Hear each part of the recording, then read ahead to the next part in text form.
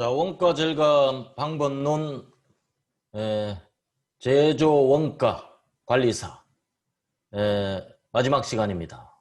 이번 시간에는 식스 시그마 활동을 끝내면 항상 그 재무적 성과를 산출하고 검증하게 되어 있습니다. 그래서 그 검증하는 전문가를 FEA, Financial Effect Analyzer 이렇게 이야기를 합니다. 그 식스 시그마 하는 회사에는 거의 그 익숙한 그 이름이 되겠으나 처음 듣는 분도 뭐 있을지 모르겠습니다. 일단은 개선을 전제로 그 현장 관리를 하는 엔지니어는 누구나 이 FEA 관점의 원가 절감 방법 숙지할 필요가 당연히 있겠기에 추가적으로 그 설명을 드리도록 하겠습니다. 자, FEA 활동 로드맵입니다. 자, FEA 활동은 초기 평가와 지속 평가로 구분할 수가 있겠습니다. 자, 초기 평가와 지속 평가. 자, 초기 평가는 과연 뭘까요? 초기 평가는 자, FEA 팀 구성. FEA는 Financial Effect Analyze.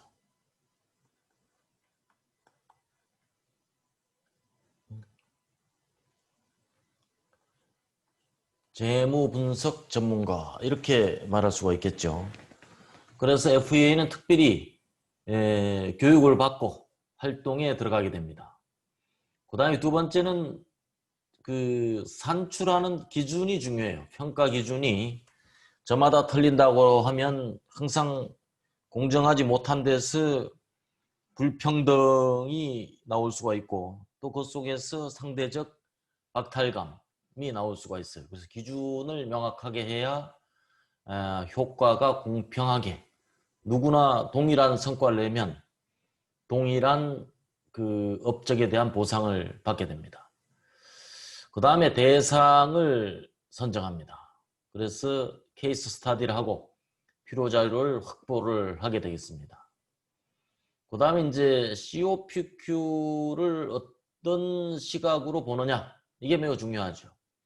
그래서 우리 회사가 가지고 있는 일반적인 항목이 있을 테고 또 우리 회사만의 그 독특한 그런 항목이 있을 수도 있겠죠. 그래서 항목을 결정하고 항목별 계산 방법, 소위 말해서 계산 로직을 설정을 합니다. 소위 말해서 산식이 나오는 거죠. 산식. 자, 그 다음에 효과 평가 기준이 나옵니다. 이 산식에 의해서 계산 방법, 그 다음에 인정 방법을 그 세부적으로 수립하게 되겠습니다. 그 다음에 최종적으로는 결과 보고를 하게 되고요. 결과 보고는 당연히 이제 정해진 보고서 양식에 담아서 보고를 하게 되겠습니다. 그 다음에 두 번째는 지속평가입니다. 자, 지속평가도 당연히 대상이 선정이 되죠. 당연히 이제 기준을 확인합니다. 평가 기준, 효과 인정 기준. 그 다음 COPQ 항목을 결정을 하고 계산 방법을 정하고 그 기준을 합의합니다. 그 다음에 평가 기준을 확인하고 마찬가지로 계산 방법, 인정 세부 기준 수립이 확립이 됩니다. 그 다음에 보고서를 작성하는. 그래서 초기 평가는 보고서가 종료가 되면 보고서 종료를 기준으로 해서 종료 시점 기준 1년단, 1년까지 구현될 성과를 측정하는 것입니다. 그 다음에 지속평가는 이 이후에 종료 시점 1년 이후에 지속적으로 또 성과를 모니터링할 필요가 있죠. 자, 그렇게 해서 초기 평가와 지속 평가로 구분할 수가 있겠습니다. 그 다음에 FEA 활동 프로세스입니다. FEA 활동 프로세스는 최초에 이제 프로젝트가 등록이 됩니다. 큰 회사는 뭐 원 웨이브라고 하죠. 그 원 웨이브 하나의 그 동시에 출발하는 프로젝트의 건수 통상 한 그 100건 정도 100개의 프로젝트가 동시에 출발할 수가 있습니다. 그래서 100건의 프로젝트가 동시에 출발하면 이 단위는 100건이 되겠죠. 그래서 지도 MBB가 이 프로젝트가 합당한가를 심의를 하게 됩니다. 그 다음에 평가위원회 승인을 받고 챔피온의 승인을 받아서 프로젝트가 출발하게 되는 것이죠. 그래서 MAIC 단계를 수행합니다. MAIC 단계는 measure, 그 다음에 analyze, improve, control. 이 식스 시그마의 그 전형적인 방법론을 MAIC라고 하죠. 수행을 하고 수행 단계별로 또 마스터 블랙 벨트의 지도를 받습니다. 또 최종적으로는 챔피온의 승인을 받아요. 이 과정에서 필수적으로 등장하게 되는 게 FEA 심의입니다. 아까 말씀드린 대로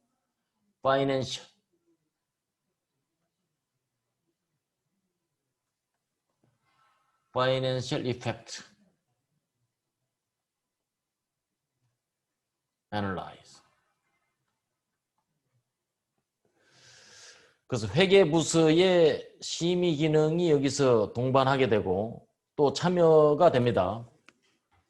그 다음에 이제 한번 심의했다고 끝나는 게 아니고 성인의에 지속적으로 그 예상했던 그런 성과가 구현되는가 그 여부를 당연히 심의하게 됩니다. 그 다음에 이제 전사 효과를 집계하고 그 다음에 지속적으로 성과를 파악하게 됩니다. 그 다음 효과에 따른 보상 시스템. 보상 시스템은 뭐 승진에 가점을 준다든가 그 다음에 인센티브를 그 현물 또는 현금으로 인센티브를 지불하게 되겠습니다. 그 다음에 사무국을 승인하고 프로젝트 보상, 월별 성과를 추적하고 그 다음에 전사적 효과를 분석하게 됩니다. 자, 이것이 FEA 활동 프로세스. FEA 활동 플러스 식스 시그마의 전체 이 혁신을 수행하는 그런 프로세스이기도 하겠습니다. 자, 시점별 수행 방법. 첫째는 프로젝트 등록 시에. 등록 시에는 프로젝트 팀에서 FEA 역할은 제한적일 수 있습니다. 그러나 프로젝트의 효과 및 평가 기준을 제시하고 이에 대한 프로젝트 팀의 협의 또는 그 암묵적 합의일 수도 있습니다. 이 팀이 프로젝트를 끝나고 난 다음에 성과는 바로 이러한 기준에 의거해서 산출할 것이라고 하는 예측 가능한 활동이 될 수가 있습니다. 그래서 CTQ는 무엇인가? 이 중요하죠. Critical to Quality. 자, 식스 시그마 활동을 할 때 핵심 성과 지표입니다. 물론 Y라는 그런 그 지표하고 다소간 다를 수가 있으나 어쨌든 CTQ를 대표하는 게 Y니까 Y로 봐도 무방할 겁니다. 그래서 Y가 뭐 수율, 불량률, 또 어떤 것 같으면 뭐 해상도, 수명, 뭐 등등이 이 CTQ가 될 수가 있어요. 그 다음에 이 CTQ의 측정 방법과 측정 주기, 그 다음에 COPQ의 항목은 적절한가. 이 COPQ는 뭐예요? 수율이 100%가 아니므로 해서 지금 90%라면 이 10%가 결국은 COPQ 아니겠어요? 그것을 돈으로 환산한 값이 되겠습니다. 그 다음에 이 COPQ를 산출한 근거, 그 다음에 COPQ 계산 시 활용되는 기준 지표, 그 다음에 회사에서 공식적으로 인정되는 표준, 그 다음에 예상 효과는 목표 대비 적절한가. 통상 블랙벨트 프로젝트의 성과 금액의 기준은 통상 프로젝트당 1억을 기준으로 합니다. 그래서 1억 미만 되는 프로젝트는 비교적 우선순위에서 떨어지게 되죠. 그래서 프로젝트 초기에 FA의 적절한 의견 제시, 이것은 프로젝트 완료 후 평가 시에 이견을 줄이는 그런 중요한 토대가 되기도 하겠습니다. 그 다음에 완료평가입니다. 완료 후에는 개선안이 충분하게 조직에서 실행되지 않았기 때문에 예상 효과를 파악할 수밖에 없어요. 그래서 예상 효과 판단의 오류를 제거하고 올바른 평가의 기초를 수립하는 게 FEA 목적이 되겠습니다. 자, 검토 사항은 프로젝트 등록 시 내용과 비교해서 변경된 사항, CTQ가 어떻게 변했냐, COPQ가 어떻게 변했냐. CTQ가 이를테면 수율이 90%에서 95%로 향상이 됐다면 이 향상된 것을 돈으로 환산하는 게 이제 FA이고, 그랬을 때 COPQ가 얼마나 줄어들었느냐, 이것이 핵심 관심사가 되겠습니다. 그 다음 월별 성과 추적 방법, 선정된 최적 개선안은 어떤 것이 있는가, 그 다음에 개선안의 실행에 대한 완료 시기와 평가 시기. 자, 개선안 중에 투자가 요구되거나 비용이 발생된 것은 차감합니다. 당연히 비용은 빼고 나머지 순수하게 얻어진 수익을 기준으로 하죠. 그 다음에 이제 예상 효과와 그 실제 구현된 그런 성과는 적절한가를 보게 됩니다. 그래서 평가 기준의 확인과 데이터 추진 방법, 이것은 프로젝트 평가 시 정확한 결정을 할 수 있는 토대가 되겠습니다. 그 다음 일정 기간이 경과한 후에 프로젝트 성과를 평가한 활동은 FEA의 주된 업무가 되겠습니다. 그래서 프로젝트 팀의 활동, 그 다음에 지속적 유지, 이게 제일 핵심이죠. 지속적으로 유지가 담보되지 않는다면 그 프로젝트는 효용성이 떨어지는 거예요. 그래서 성과는 지속적 유지를 전제로 하기 때문에 이 누군가가 지속적으로 관심을 가지고 모니터하는 것은 매우 중요한 사항입니다. 그래서 월별 지표의 추적, 그 다음에 성과 평가를 위한 데이터 게더링, 그 다음에 투입된 비용, 그 다음에 개선된 지표의 외부적인 영향 여부, 그 다음에 유사 프로젝트, 중복 프로젝트를 또 걸러내게 됩니다. 중복 효과는 한쪽에만 반영될 수밖에 없습니다. 그 다음에 모든 것을 무슨 재무적 효과로 나타내는 것을 원칙으로 하지만 경우에 따라서 재무적으로 측정할 수 없는 성과가 있어요. 이것을 갖다가 뭐라는 체질 개선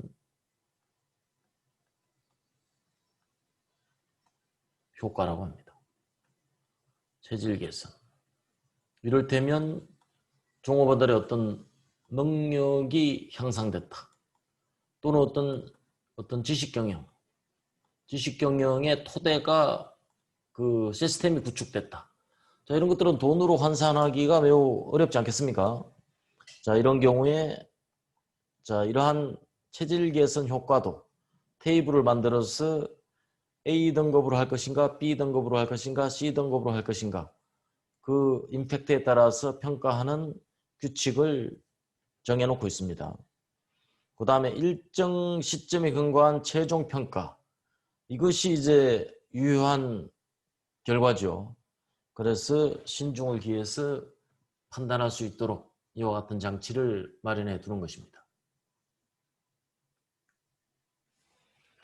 자, 그 다음에 평가 기준의 수립입니다. 자, 성과 평가에 대한 기초 원칙.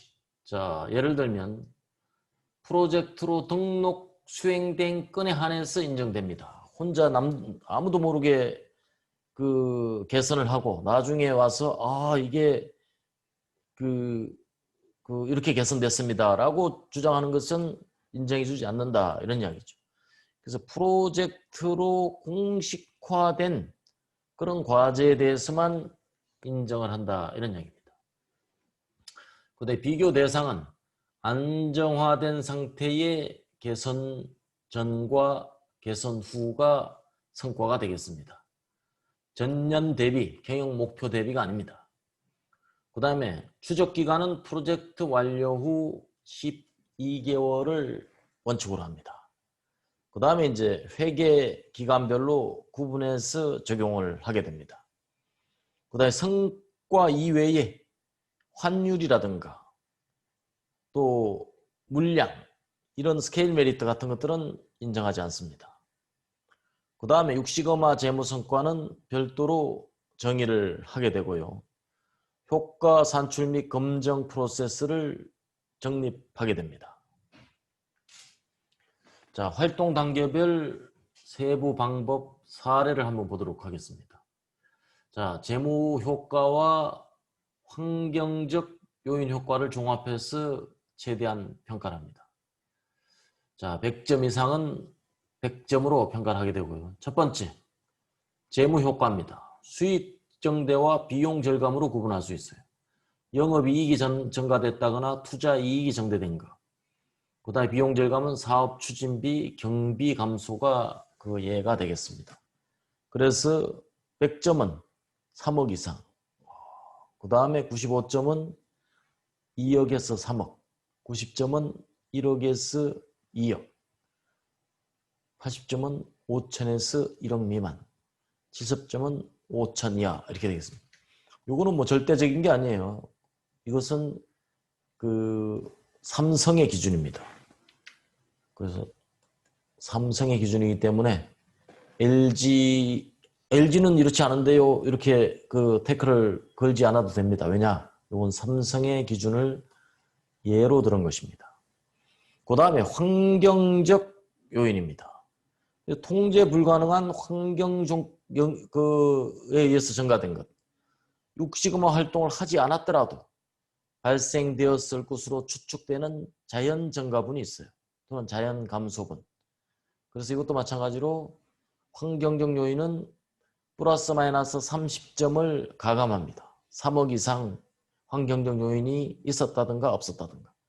그러니까 마이너스 3억 플러스 3억 있을 수 있으니까 플러스 30 마이너스 30 똑같이 이와 같이 적용을 합니다. 그래서 절대평가 플러스 가감적 요인 3억 이상이 났는데도 그 자연스럽게 가만히 있어도 3억 이상 날 수 있는 과제 같으면 성과는 인정 30% 감한다 이런 이야기입니다. 30점. 30점 감하면 어떻게 돼요? 70점이 되는 것입니다. 그 다음에 대상 프로젝트는 선정된 프로젝트의 기본사항 CTQ와 COPQ를 확인합니다. 그 다음 완료 후에 평가 기간 동안 관리된 성과 데이터를 확보하고 검토를 하게 됩니다. 자, 검토 대상 프로젝트를 확인해요. 담당자가 누구고 부서가 어디다. 그 다음에 그 성과평가 스터디를 하고 프로젝트 실행자로부터 실행 내용에 대한 설명을 듣습니다. 그 다음에 내용을 검토하게 됩니다. 그 다음에 CTQ, COPQ가 개선 전에 비해서 개선된 정도를 프로젝트를 통해서 확인하고 이것은 현업팀에 가서 바로 확인을 합니다. 그 다음에 납득이 안 갈 경우 추가로 필요한 자료를 요구하고 그 데이터를 확인해서 추적 결과를 검토하게 되겠습니다. 자, 활동별 세부 방법 사례입니다. 자, 보고서상의 CTQ. CTQ에 대한 검토 의견. 만약에 보완할 사항이 있으면 보완을 해주고 Y에 대한 정의를 명확히 합니다. 그 다음에 보고서상의 결함의 정의도 명확하게 해놓습니다. 이 Y라는 것은 프로젝트 성공과 실패를 측정할 수 있는 척도가 된다. 그래서 프로젝트 시작 전에 이미 이 척도를 정해놓게 되는 것이죠. 그래서 위 사항을 검토해서 정의된 사항에 대한 수정 보완 사항에 대한 의견을 제시하게 되겠습니다. 그래서 비용 항목 1, 2, 3, 4, 5 그래서 보고서상의 비용 항목과 적용 산식 그 다음에 특기사항을 기록하고 그 다음에 위에 산식 적용을 위한 필요사항, 임률 같은 게 있죠. 그 다음에 표준 작업시간, 스페어 타임, 스탠다드 타임 이런 기준에 의해서 적용을 합니다. 그때그때 생각나는 대로 적용하는 게 아니죠. 그 다음에 프로젝트 상의 효과 항목 CTQ 1, 2, 3, 4 그 다음에 이런 필요사항을 이와 같이 정리를 하게 됩니다. 예를 들면 항목에 필요한 적용 기준 또는 이에 필요한 자료 이를테면 경쟁사의 감소율 변화 추이 이런 레퍼런스를 필요시에 참고로 하게 됩니다. 자, COPQ 산정 기준 수립입니다. 프로젝트 COPQ 항목의 타당성을 확인하고 계산식을 검토하고 실제 계산된 COPQ를 확정하는 것입니다. 자, 제조 분야에서는 자, 스크랩의 예를 들겠습니다. 스크랩은 가공을 한 이후에 남는 그런 부자재가 자재 스크랩이 되겠습니다. 스크랩. 그래서 이거는 폐기하게 되는데 부품 폐기하는 데 소요되는 금액입니다. 그 다음에 폐기량 곱하기 투입 자재 단가 플러스 발생 공정까지 경비 단가 이것이 스크랩 비용입니다. 그 다음에 불용자산은 자, 불용자산 폐기가 손실이에요. 발생 시에 수량 곱하기 구입 단가 플러스 재고 보유 기간 동안 투입된 이자 또 재고 보유 기간 동안 관리에 소요된 경비가 플러스됩니다. 그래서 통상 액면가로 그냥 파악하는 것이 아닙니다. 이 불용자재에 의거해서 소요된 모든 비용이 다 더해지게 되는 것입니다. 이와 같은 방식으로 재작업 로스, 그 다음에 공정유실 로스, 그 다음에 재고, 이자 비용 등이 이와 같은 기준에 의거해서 파악이 됩니다. 자, 효과평가 세부 기준, 재무적 평가와 비재무적 평가의 세부적인 기준을 말합니다. CTQ 개선 수준 측정의 대상 기간, 종료 시점부터 6개월로 할 것인가, 12개월로 할 것인가. 이것은 FEA에서 결론을 내서 적용하게 됩니다. 그 다음 CTQ 개선 수준 측정 시점 적용 방법. 그래서 해당 기간 6개월 동안 평균 비용을 할 거냐, 측정 당월의 수치를 적용할 거냐. 그래서 재무 효과 개선이므로 마지막 특정월의 수치를 환산하는 것은 부적절하다. 그래서 평균을 적용한다. 이런 이야기입니다. 개선안 시행 시 소요되는 비용. 이것은 신규 인력 투입, 시스템 개발 등의 소요 비용이 예상이 되나 블랙벨트가 COPQ 산출 시 이를 산출하지 않았는데 어떻게 해야 되나 이런 경우가 있겠죠. 그래서 블랙벨트가 상의해서 초기 일시적 개발 비용이 과다한 건은 향후 개선안 적용 시기를 연 단위로 배분하여 일부만 적용, 즉 감가상각 방법 등을 적용한다 이런 이야기입니다. 전산 시스템을 개발하는데 갑자기 1억이 들었다. 그럼 성과를 1억으로 다 까는 게 아니고 이걸 갖다가 5년이면 2천만 원으로 5년씩 나눠서 하기 때문에 2천만 원만 공제한다. 이런 뜻이 되는 거죠. 그 다음에 활동별 세부 산출 방법입니다. 자, 첫 번째 수율 향상입니다. 첫째, 수율 향상하면 가공비가 절감이 되죠.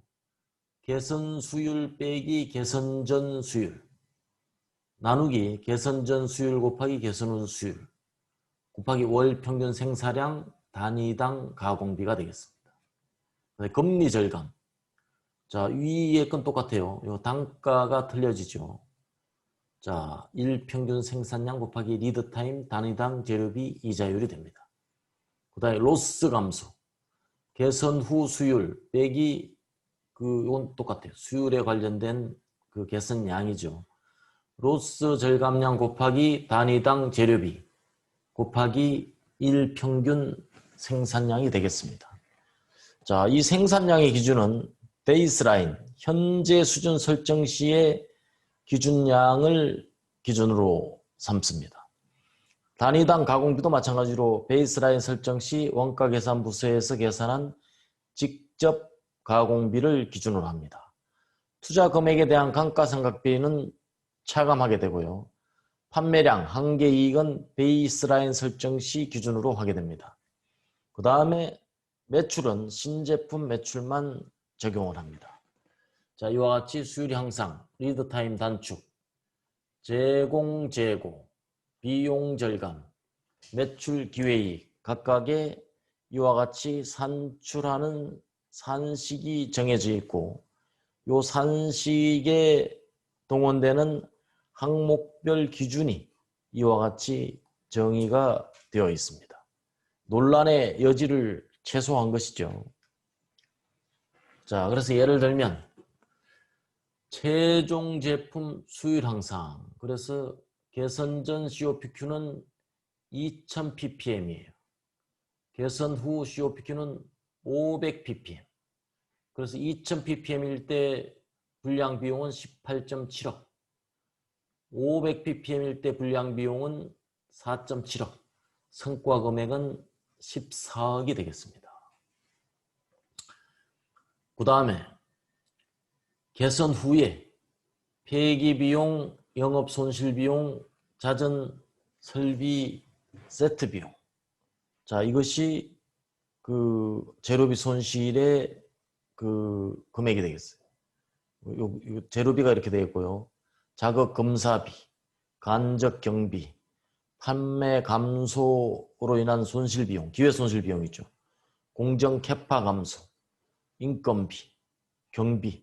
그래서 개선 후 18.2억에서 개선 전 14억 원. 그래서 총 4.2억의 성과가 발생된 것으로 파악을 하게 됩니다. 그 다음에 아까 이제 비재무적 효과에 대한 이야기를 했어요. 비재무적 효과는 성과의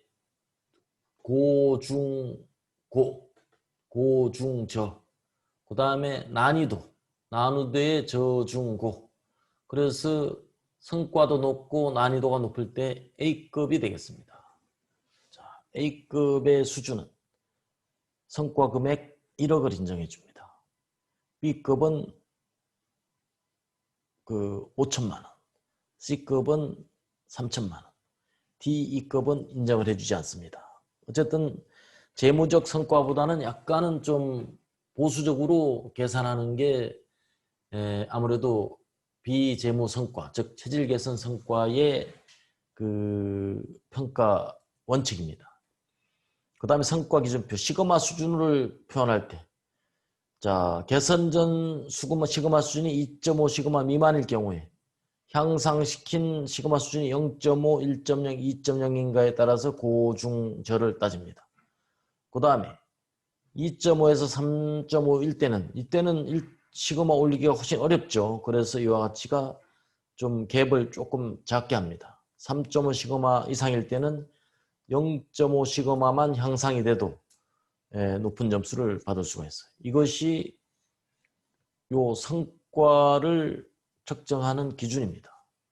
그러니까 이 뭐 사람이 느낌으로 이렇게 하는 게 아니죠. 분명히 비재무적 성과도 이런 그 성과표를 적용을 합니다. 그 다음에 난이도 기준표는 높은 것은 부문 간 프로세스, 부문에서 부문 간에 걸친 복잡한 프로세스가 4점 이상입니다. 그 다음에 중원 부서 내 프로세스, 3에서 4, 부서 간이죠. 부서 내 프로세스는 3.0 미만. 그래서 평점은 통상 실무위원회에서 평가하는 것이 일반적인 관례가 되겠습니다. 자, 그래서 최종 단계별로 결과 보고서를 작성하게 됩니다. 프로젝트 담당 팀의 합의를 거쳐서 확정하게 되겠습니다. 최종적인 검토 사항은 각 계산식과 적용된 지표, 계산 결과는 정확한가? 자, 프로젝트 팀과 협의 과정에서 발생된 이견, 오류 이런 것들은 적절하게 잘 해소되었는가? 그다음에 프로젝트 팀의 오랜 활동 결과를 저해할 소지가 있는 주관적인 결정은 없었는가 하는 것이 최종 검토 사항의 주요 항목이 되겠습니다. 자, 이상과 같이 FEA에 대한 그 원가 절감, 그 프로세스와 그다음 평가 항목, 기준, 자 이런 것들을 마지막으로 살펴봤습니다. 자, 그래서 세 단계로 나눠서 우리가 공부를 했는데요. 첫째는 제조 원가라는 게 과연 무엇인가? 그래서 제조 원가의 본질적인 성질에 대해서 그 하나하나의 특성을 이해하고 왜 제조 원가를 낮추는 것인가에 대해서 우리가 초점을 맞춰서 공부를 했고, 제2부는 COPQ 관점에서 제조 원가 절감이 어떤 그 포지션을 차지할 것인가. 세 번째는 FEA 관점에서, 즉 식스 시그마라는 혁신 활동 와중에 발생하는 그런 FEA 프로젝트 단위의 성과 산출을 어떻게 할 것인가. 세 가지 관점의 원가 절감 방식을 우리가 공부를 해봤습니다. 자, 이 단계를 처음부터 지금 끝까지 수강하느라고 고생하셨고요. 조금 더 필요에 따라서 세부적으로 본인이 부족한 부분을 추가로 공부해 나간다면 현장 엔지니어로서 현장에 산재되어 있는 생산 원가를 파악하고 줄여가는 그런 활동에 대단한 성과를 나타낼 것으로 이렇게 판단이 됩니다. 자, 여러분 수고 많으셨고요. 필요한 평가를 마치면 그 결과를 바로 피드백해서 그 전달을 해드리도록 하겠습니다. 수고하셨습니다.